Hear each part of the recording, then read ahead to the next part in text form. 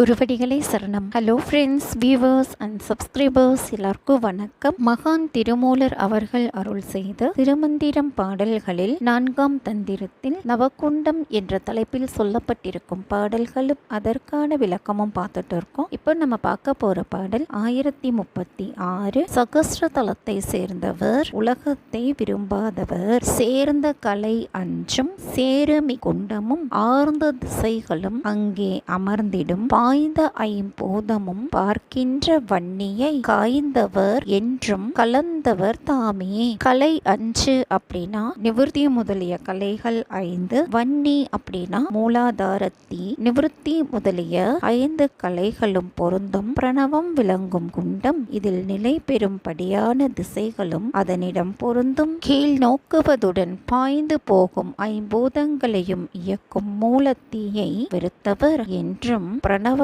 கலந்தவர் ஆவார். பாடல் 1037. உலகத்தை வாழ்விக்க வந்த பொருளை அடைய வேண்டும். மெய்கண்டமாம் விரிநீர் உலகு ஏழையும் பொய்கண்டன் செய்த ஒருவனை சேருமின் செய்கண்ட ஞானம் திருந்திய தேவர்கள் பொய்கண்டமில்லா பொருள் கலந்தாரே.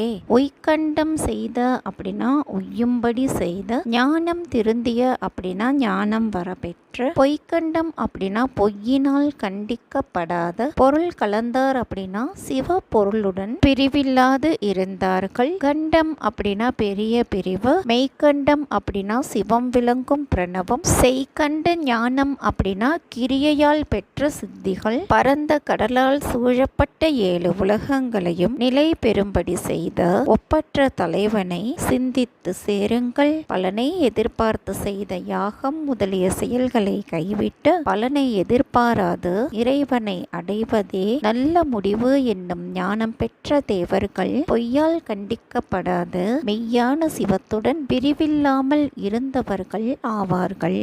பாடல் 1038.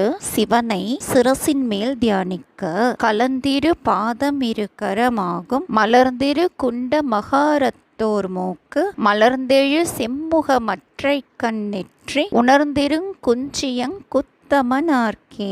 இருகரம் அப்படின்னா 2 திருவடிகள், மகாரம் அப்படின்னா செந்நிறம், மலர்ந்தெழு செம்முகம் அப்படின்னா மலர்ந்தெழுகின்ற சிவந்த ஒளியே ஆன முகம், உணர்ந்திரு அப்படின்னா எண்ணி இருப்பாயாக, குஞ்சி அப்படின்னா குடுமி, தாமரை மலரை போன்று மலர்ந்துள்ள சகஸ்ரதலத்தில் விளங்கும் இறைவனுக்கு இடைக்கலை பிங்களை நாடிகளே 2 திருவடிகள், சுழுமுனையே மூக்கு, மலர்ந்து எழும் சிவந்த ஒளியே முகம், திங்கள் கதிரவனுடன் விளங்கும் அக்கினியே நெற்றிக்கண், குடிமிக்கு மேல் உள்ள இடத்தில் இப்படி உணர்ந்தபடி இருக்க வேண்டும்.